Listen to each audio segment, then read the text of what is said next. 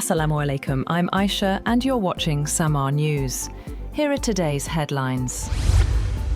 US President Donald Trump threatened to target Iran's bridges and power plants if Tehran does not return to negotiations, as the two countries exchanged attacks for a fourth consecutive day. In an interview with Fox News, Trump warned that next week it gets really bad unless Iran resumes talks, while also saying US negotiators had urged Tehran to make a deal. The comments came as Washington resumed its blockade of Iranian ports after dropping plans for a proposed shipping fee in the Strait of Hormuz. The escalating rhetoric coincides with renewed US strikes on Iranian targets, Iranian drone and missile attacks in the Gulf, and rising concerns over global oil supplies as shipping through the Strait of Hormuz slows.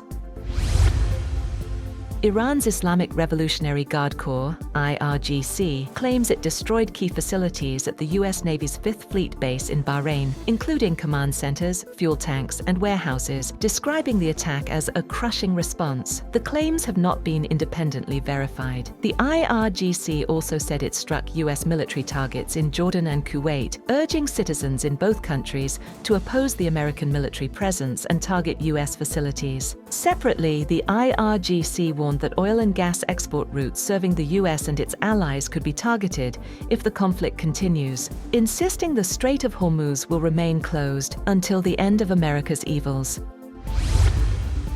US Senate Democrats blocked a $1.15 trillion annual defense policy bill, arguing President Donald Trump launched military action against Iran without congressional authorization. The National Defense Authorization Act failed to advance after a procedural vote of 50 to 46, falling short of the 60 votes required in the Senate. Democrats also opposed the administration's proposed increase in military spending, while domestic social programs face cuts. Republicans accused Democrats of putting politics ahead of national security. The bill could return for consideration later as Congress continues negotiations on the annual defense package.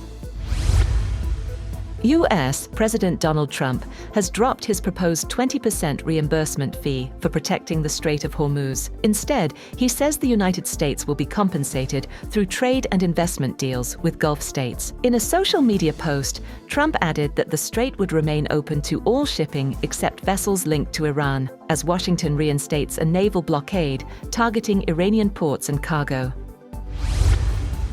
Iranian President Masoud Pezeshkian has vowed to defend every inch of Iran, rejecting President Donald Trump's claims that the United States had crippled Iran's military capabilities. In his televised remarks, Pezeshkian questioned whether Washington had achieved its objectives on the battlefield, insisting that Iran would continue to defend its sovereignty through action.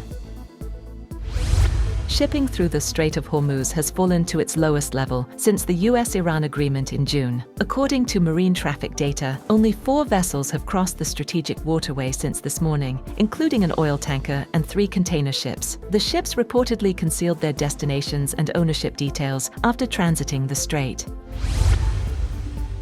Spain defeated France 2-0 to reach their first FIFA World Cup final since winning the title in 2010, delivering a dominant performance to end France's campaign. Mikel Oyarzabal and Pedro Porro scored as Spain controlled possession throughout, limiting France to just 2 shots on target. The victory keeps Spain on course to complete a World Cup European Championship double. France, whose attack had impressed throughout the tournament, will now play in the third-place playoff after coach Didier Deschamps admitted his side was second best in every department.